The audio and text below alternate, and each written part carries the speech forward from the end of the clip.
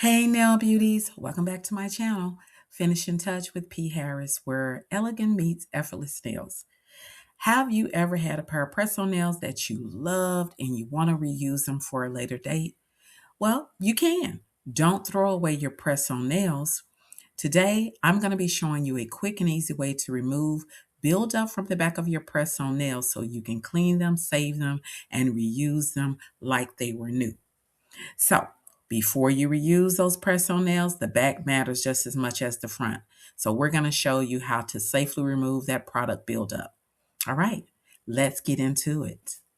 You can see I have my nail drill here, so I will be using this to do this demonstration. And what I want to show is I want to show you um, how I prepare my handmade nails for reuse if I want to use them for a later date. So when I remove these, the majority of them stayed in nice tag, a little pull on the bottom of the nail here, but that can be reshaped. And as you can see debris. This is from another nail set. You can see some of the nail glue residue, some of the peel off gel residue. And what you want to do in order to reuse your nails for application on another date and time, look how nice these are. These are really still pretty, and I really enjoyed wearing them. And I may want to use them again. So that's the advantage of also handmade nails, salon quality grade, because this is like an acrylic overlay.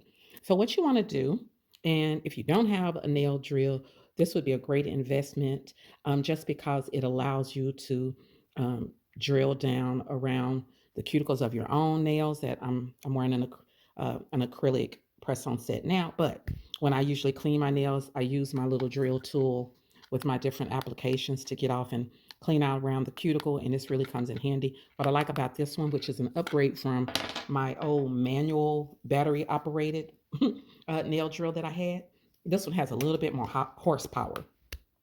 So I'm going to turn it on as such. Yeah. And what I like about this is you can adjust the speed. So typically when I am drilling down or cleaning off the glue and residue from a back of a nail, I usually turn it up to about 35. The speed goes up to about 45. That's the highest that it goes. And I usually never use that speed unless I am actually um, doing a pedicure on my toes. And usually 45 is a bit still strong and high, unless you just got really coarse toenails. I don't think you even need to get as high as 45, but I like 35 for this. Oh, and by the way, let me pause it. What I do, I was about to hold this with my hand, but I found using this tool, this is called a long plier. I like using this. Um, if you have a husband or a man, this could be in the toolbox, so it's not something you have to run out and buy. But if you do jewelry, you may already have something like this. But this may be around the house, like I say, in one of your tool boxes. If not, I don't think it's more than what $10 to $15 you can get at the hardware store. But this is really good to use to hold the nail and grip the nail firm without causing any damage to the nail. So you can put a nice grip on it, like such, and then begin cleaning the back of the nail. So let's go for it. Turn it back on, and as you can see, I have the tip of the emery board. This is not the coarsest one. This is probably medium coarse, but you just take the drill and just start to clean, and just go back and forth, and that'll really file that down, because in order for you to reapply a nail that you've previously used, you want this surface to be more flat.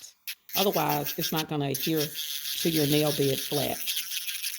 So yeah, just a couple of back and forth to kind of, this one wasn't as bad as that. And then you can go ahead and just clean around the edge of the nail where there's like little nail debris glue. Also kind of clean off. I might be getting out of focus here. Just like such. All right, I'm going to pause it and flip it. Okay. You allow the camera to get back in focus. All right, there we go.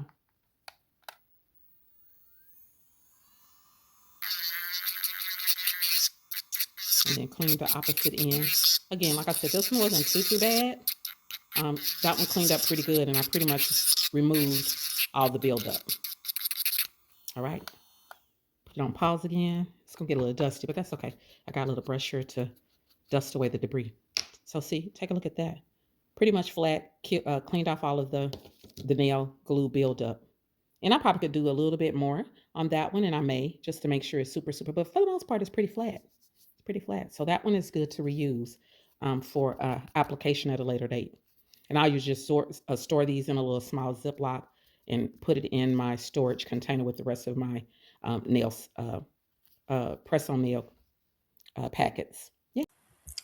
Okay, nail besties, there you have it.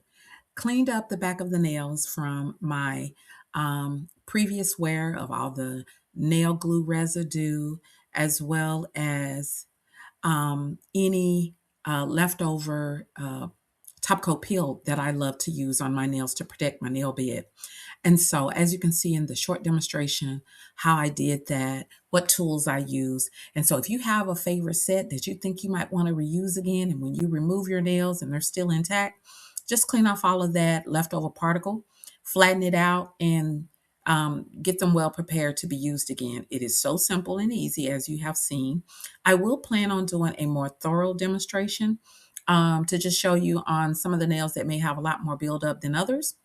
That is still a quick process. And so if you enjoyed this video, please like, subscribe, make comments. If you have suggestions on a better technique or something that you do to prepare your nails for reuse, let me know. I want to hear from you.